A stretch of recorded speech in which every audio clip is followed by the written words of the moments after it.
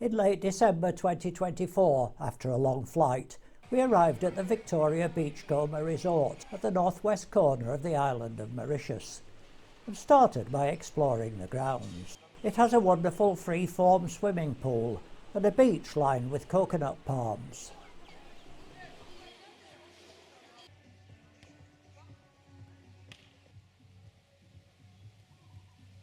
The sunsets were amazing, and the gardens were lit up after dark. We went inside to see the Christmas decorations, and then along several corridors to our spacious, comfortable room.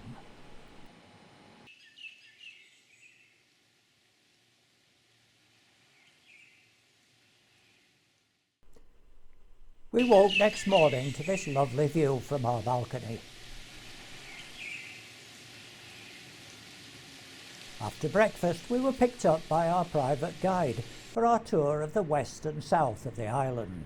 The west has unusually shaped mountains, such as Pietre Both, the second highest in Mauritius. We drove through plantations and lush vegetation to our first stop at Le Port, where they make magnificent replica sailing ships. This is a typical Mauritian ship.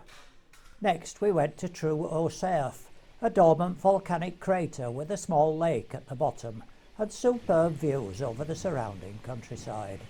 As we drove on through the countryside, we saw potato pickers hard at work in the scorching heat. It was around 33 degrees. This is Maro Vacuas, the largest reservoir in Mauritius. It was constructed in 1885. Two giant statues greeted us as we entered the Grand Bassin Hindu temple. The one on the left is Lord Durga, and that on the right is Lord Shiva. At 108 feet, he is the third highest statue of Shiva in the world. Near the entrance, we saw this myna bird. Inside the complex is the Grand Bassin Lake, a crater lake surrounded by statues of Hindu deities. The lake is also called Ganga Talao, which means the Lake of Ganges, and is a holy place to Hindus. From here we went to the Black River Gorges National Park, to the Alexandra Falls viewpoint. The path leads through paperbark trees. These trees feel soft as you touch them, due to the papery nature of the bark, which peels off naturally.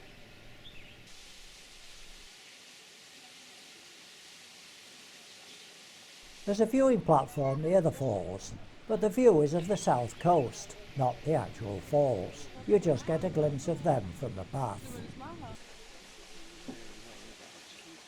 The Rivière des Galettes on the south coast has rolled stones down to the sea, which has polished them smooth by its continuous ebb and flow.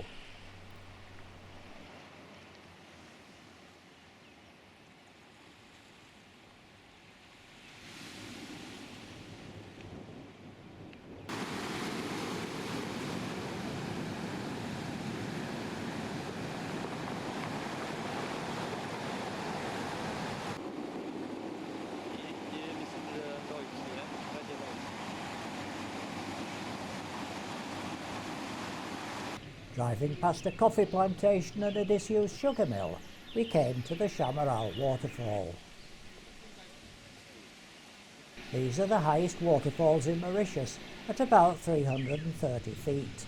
Weathering of the basalt rock and erosion caused by the rapid flow of the watercourse have carved out the valley into which the falls flow today.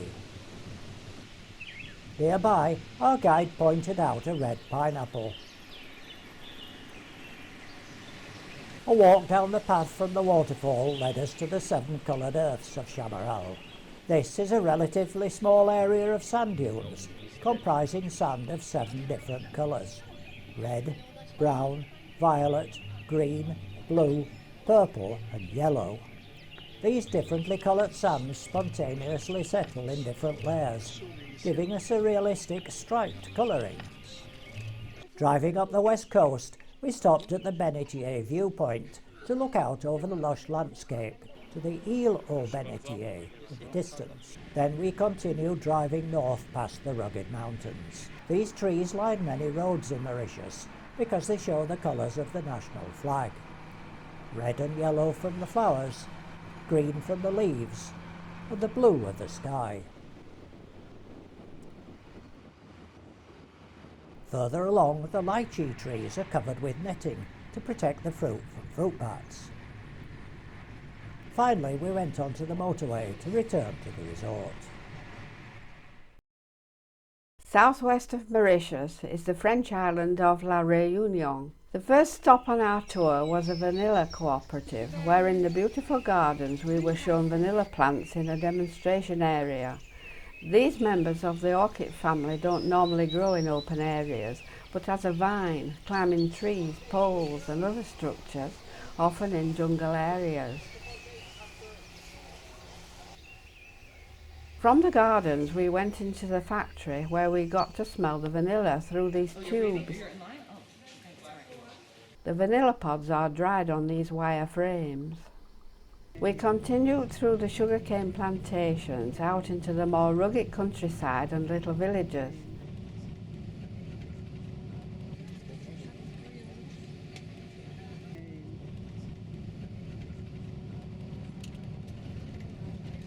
We eventually came to the Cirque de Salazie viewpoint, from where there are marvellous views over the surrounding area as well as a small park.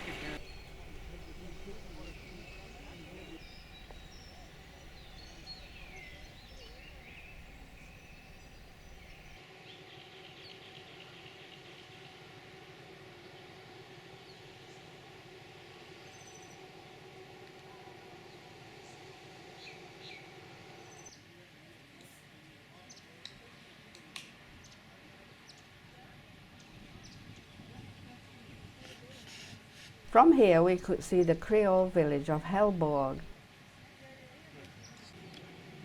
We went into the village and had free time to wander around this, one of only 150 places designated the most beautiful villages in France.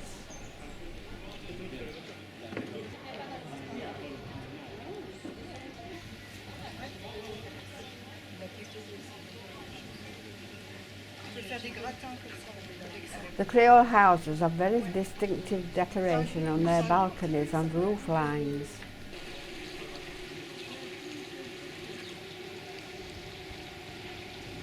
After exploring the village, we went into a local restaurant for lunch. We returned to the Cirque, where we stopped to look at the Bridal Veil waterfalls.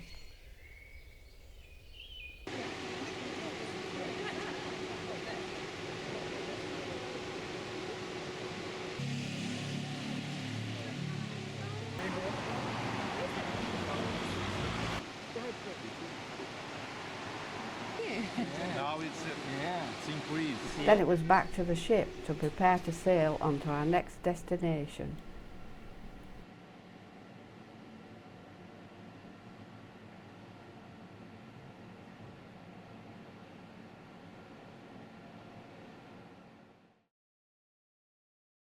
Madagascar is an island in the Indian Ocean close to Mozambique. We arrived off the island in the early morning and sailed into the port of Antsiranana.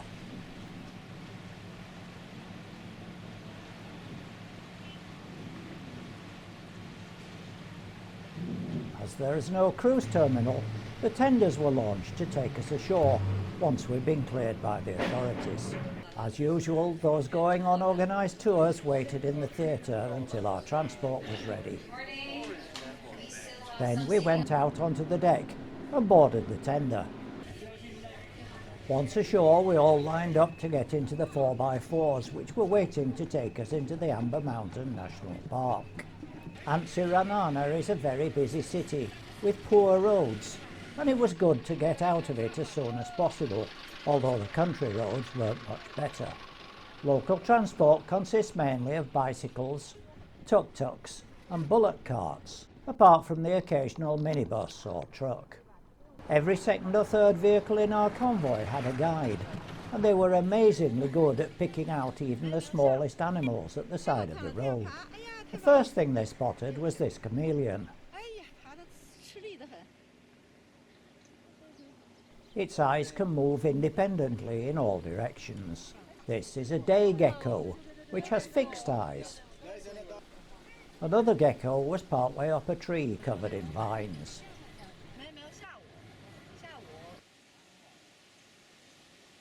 Everyone joined in the search, and next we found this chameleon, which flashed silver and gold, depending on the light.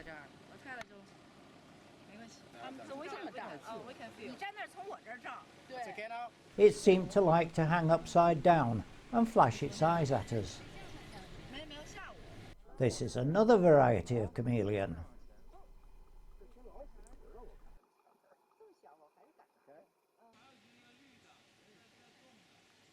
At this point we left the 4x4s and started a trek into the rainforest.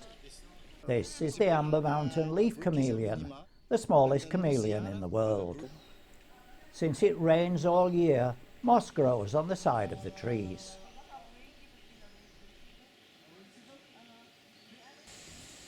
Many of the trees have medicinal properties, and this one produces quinine. Before synthetic pharmaceuticals, it was the only commercial source of quinine in the world. The liana is a group of vines which grow up from the forest floor, then attach themselves to higher trees.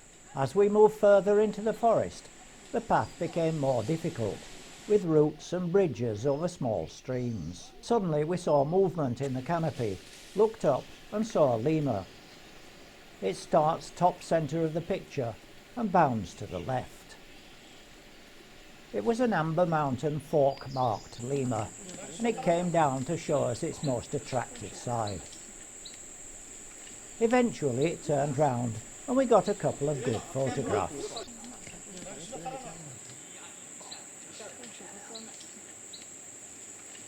Okay, my group, follow me.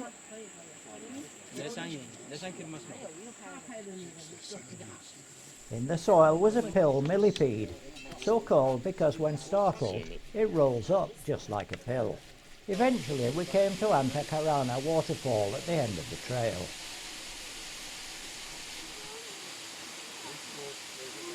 We passed this tree which has parasitic plants growing from its bark.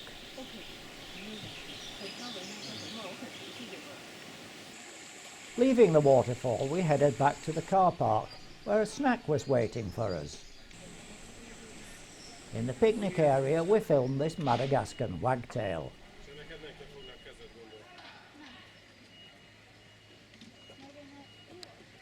Then we drove carefully back through the forest trails and onto the main road, passing the locals going about their business.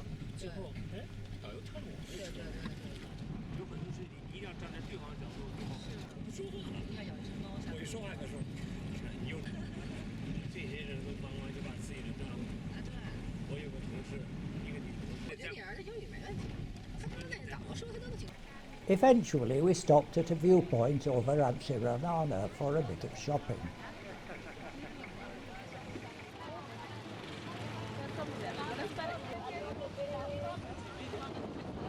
Then we returned to the port and the tender.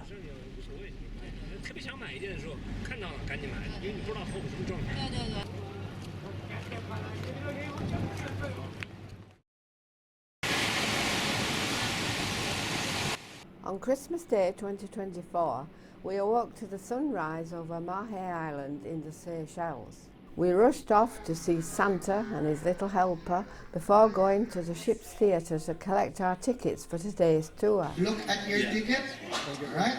Our first stop was at the Botanical Gardens in Victoria, the island's capital. Here we got together in small groups for a guided tour of the gardens. Our guide introduced us to the famous coco de mer. The male fruiting organ is on the right and the female, It looks like a woman pelvis. it's also known as the butternut. Amongst the lush vegetation there are many examples of both male and female coco de mer trees, the males being completely different from the females. The young butternuts are edible. Now it is edible. There are starfruit and mango trees amongst the many others that grow in these magnificent gardens.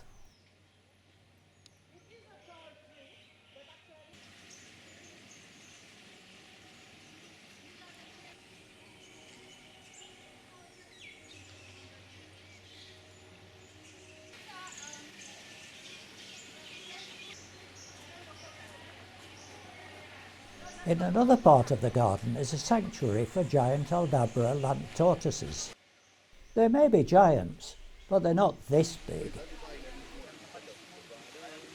These amazing creatures grow to a length of 4 feet and can live for 100 years or more.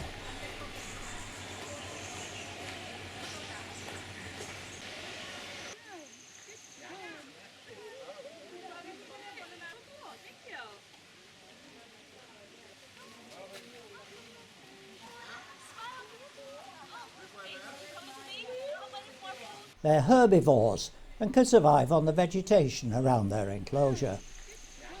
Like all tortoises, they're very gentle and will feed from your hand. You do have to be careful that they don't mistake your finger for food, as their jaws are strong enough to take your finger end off. This is a cannonball tree and its flower. As well as trees, the gardens contain many beautiful flowers which we passed on the way to the exit.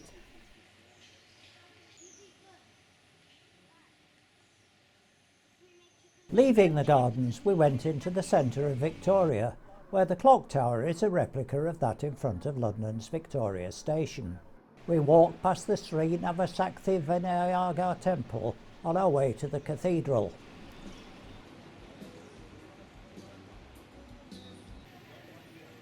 Here the Christmas service was in full progress.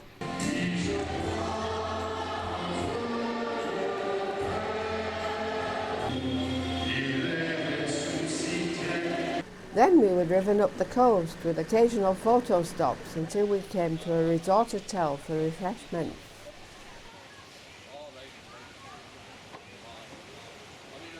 We had an hour at the edge of the beach where we could go for a swim or just watch others prancing around in the warm, clear waters of the Indian Ocean.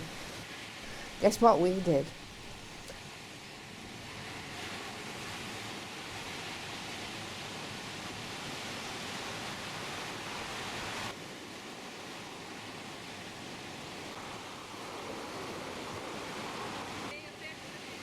After an hour or so, the bus came back to collect us and took us first to a viewpoint over Port Victoria, then back to the ship. Malé is the capital of the island nation of the Maldives. This isn't a deep water harbour, so we anchored offshore and went in by tender. We were dropped in a small boat harbour on the north of the island.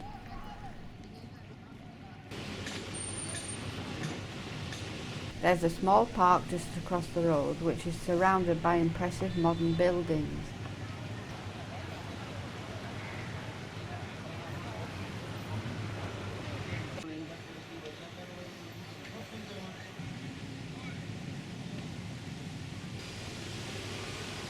Down a back street we saw an interesting way of delivering goods to a small shop.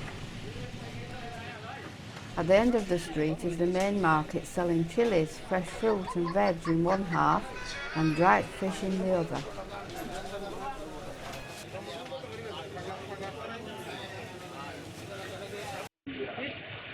Sorry, what's that?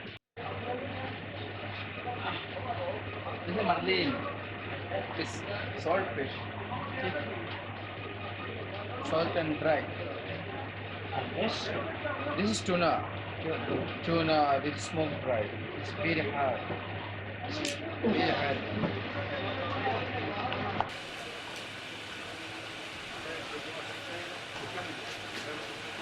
We saw a bus which would take us anywhere on the island for the princely sum of 34p. So we crossed the park, passing dozens of motorbikes, and got on it by this brightly coloured building.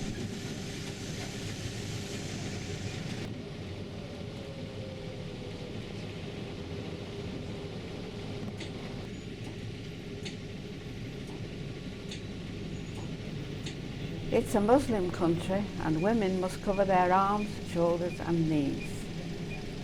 We got off the bus at the King Salman Mosque. It was just a short walk past flowers and an unusual building to the mosque itself, which was opened in 2023.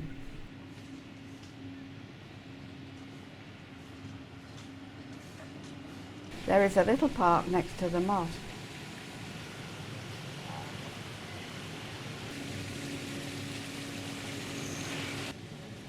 There's also a kiosk selling fresh coconut water and other drinks and snacks. Just past the kiosk is an artificial beach. This is primarily for the locals who swim here fully clothed. If you want to join them, you must do the same.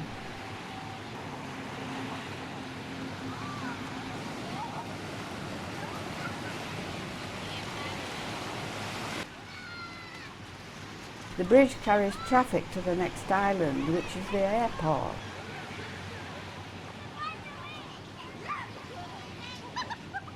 We then took the bus back to the city centre.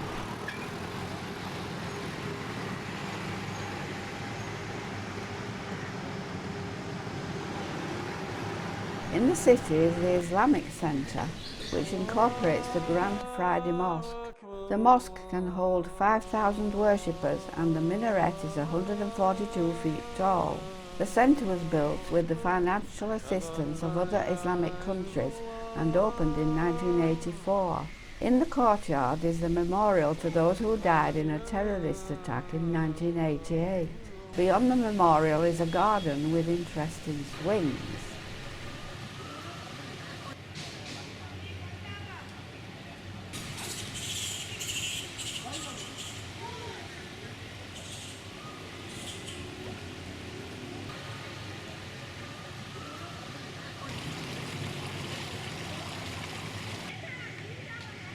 Just down the road is the President's residence, and opposite this is the Old Friday Mosque, built in 1656.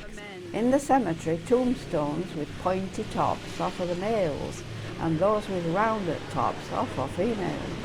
In one corner is the minaret, patterned on those at the entrance to Mecca. Anyone can enter the mosque, which is made from coral stone, teak, sandalwood and redwood, and is decorated with complex ornaments and chiselled Quranic scripts. From here we return to the seafront to where the commuter boats sail to other islands.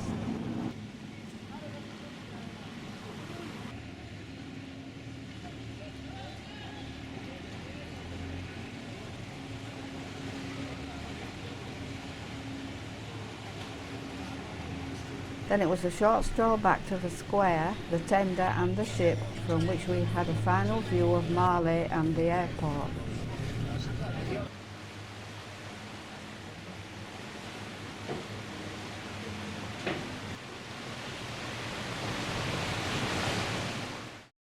Phuket in Thailand is a tender port, and as usual we went to the ship's theatre to collect the stickers for today's tour. Please, if I mention this number, you need to go to the gangway at deck 3 forward. And only if I mention your number, okay? Our number was called, so we set off for the gangway and found that today it wasn't one of the ship's tenders, but a shore-based launch. This took us across the bay to a landing stage in Phuket City, capital of Phuket Island. Our first stop was at Promphet Cape, the southernmost point in Phuket. Going up the steps, the first thing we saw were large portraits of the King and Queen of Thailand.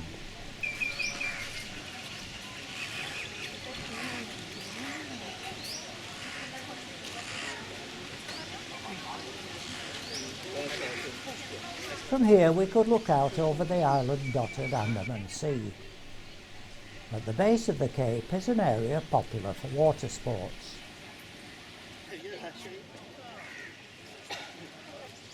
On the top of the cape is a very fancy lighthouse.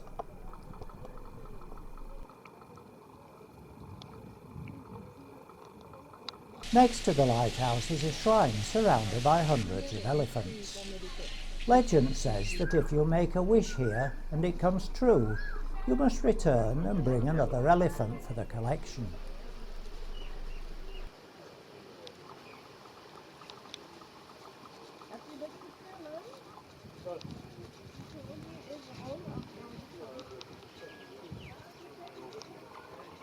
We then drove to Wat Chalong, passing miles of tangled cables and one of Thailand's many cannabis shops. On the upper class contain several buildings. Wat Chalong is the largest temple complex in Phuket and the most visited.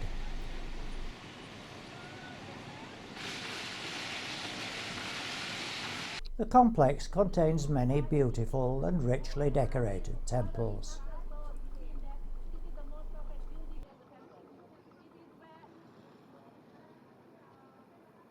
The air was full of the sound of firecrackers.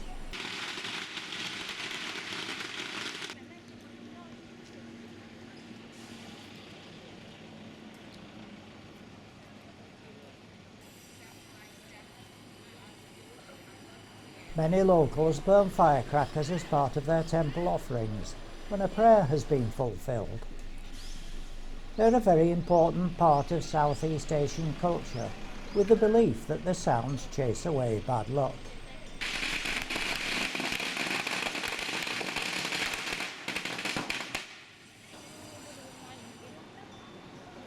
This is all done here under controlled conditions.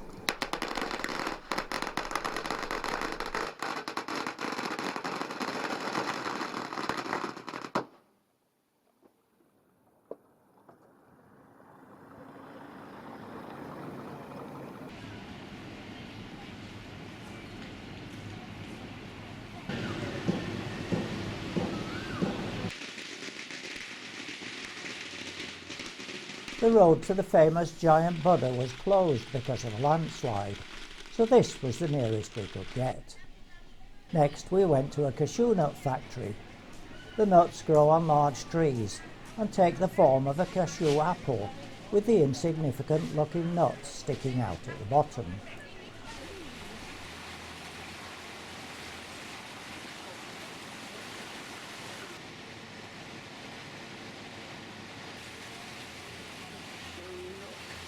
Inside we were shown how the nut is separated from the shell.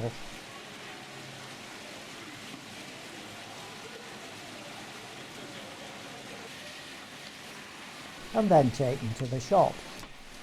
Guess what for? From here we went to a small Chinese temple right on the shore.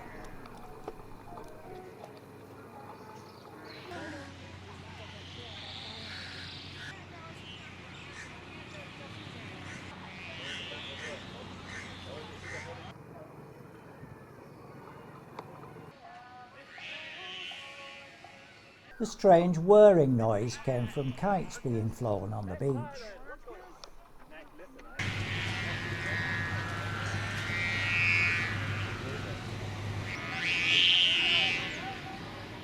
Finally, the coach took us back to the harbour, where we watched the activities on the water before returning to the landing stages and the ship.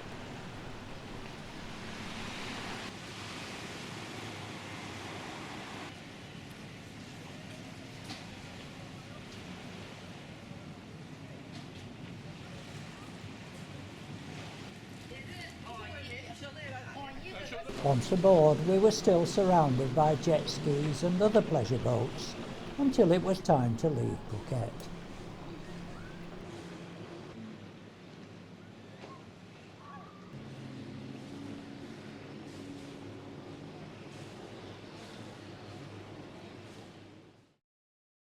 Known as the Pearl of the Orient, this Malaysian island's rainforest and waterfall-clad mountains form the backdrop to its beautiful sandy beaches. We started by driving through Georgetown, the capital. We passed the famous clock tower, parks, high-rise apartments, small temples and sandy beaches until we came to the batik factory.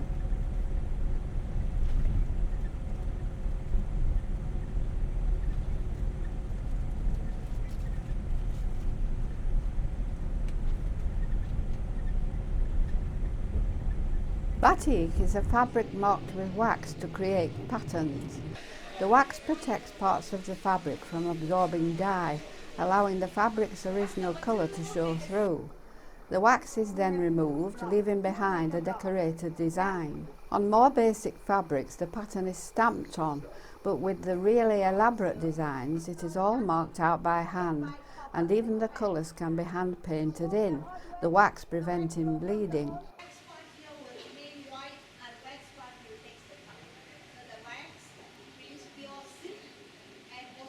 Sometimes the fabric is dyed first and then the patterns are built up, often in several layers to produce fabulous fabrics.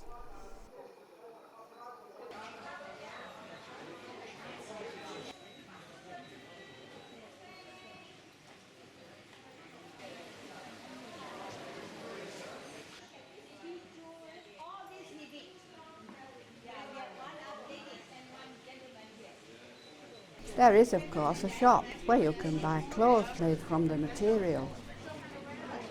Then we were off to Entopia Butterfly Farm, where the landscape gardens, ponds and waterfalls house over 100 species of butterflies flying free within a natural habitat.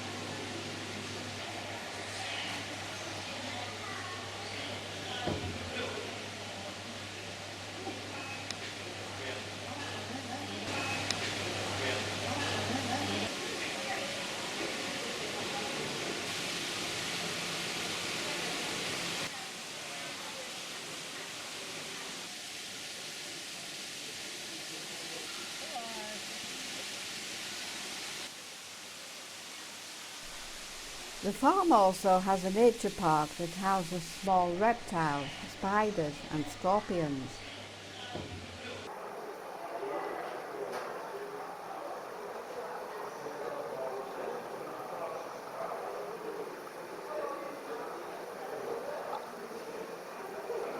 There are even horseshoe crabs, which have been around for over 300 million years, making them even older than dinosaurs.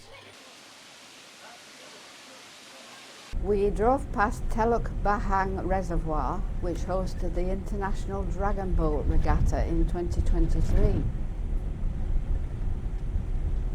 In the hills we came to fruit farms. These are durian trees, and stopped at a roadside stall selling local produce, such as lychees,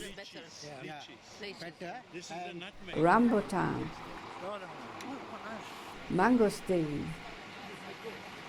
custard apple, and lots of bananas and plantains.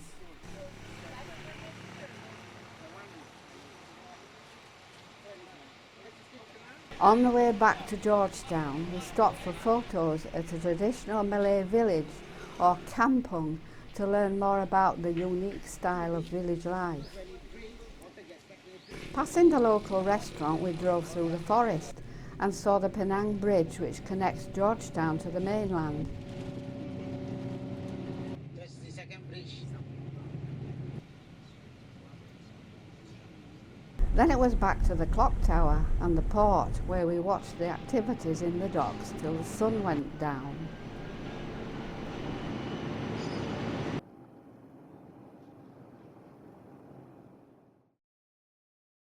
We docked in Kuala Lumpur, the old capital of Malaysia, amongst the thousands of newly imported cars, trucks and containers. After an hour's drive, largely through palm oil plantations, we came to the modern outskirts of Putrajaya. This was built as the new seat of government in 1999 to ease congestion, overcrowding and pollution in Kuala Lumpur.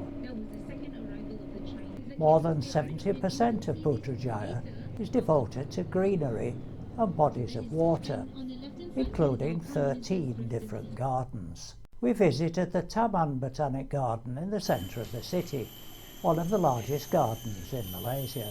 The gardens are entered by walking across a bridge at canopy height. Sitting just above our heads was an adult monkey with a couple of youngsters next to it.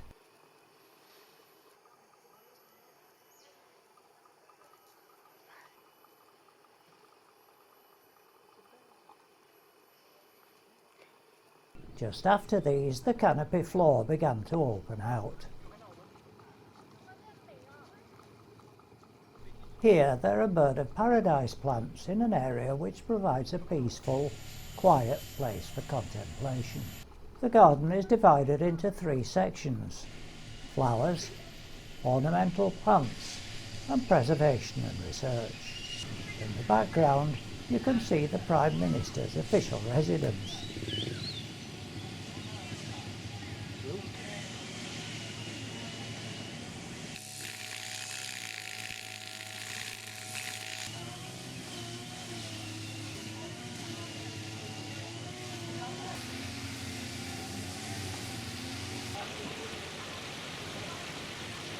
At the end of this long flight of steps, made of pebbles and shells, is the Prime Minister's office.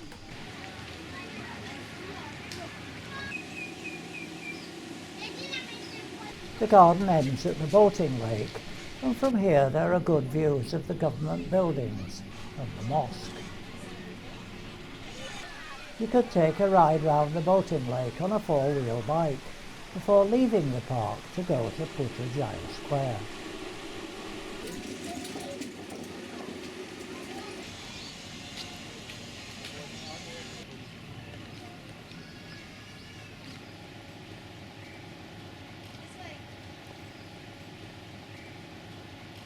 Architecturally, the city is a blend of both modern and Islamic design. At one end of the square is the Prime Minister's office complex. Down the left side is the Putra Mosque made of rose-tinted granite.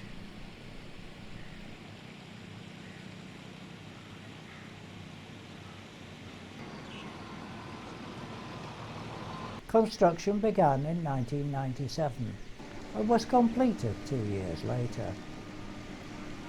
The mosque consists of 3 main functional areas: the prayer hall, the courtyard and various learning facilities. It can accommodate 15,000 worshippers at any one time.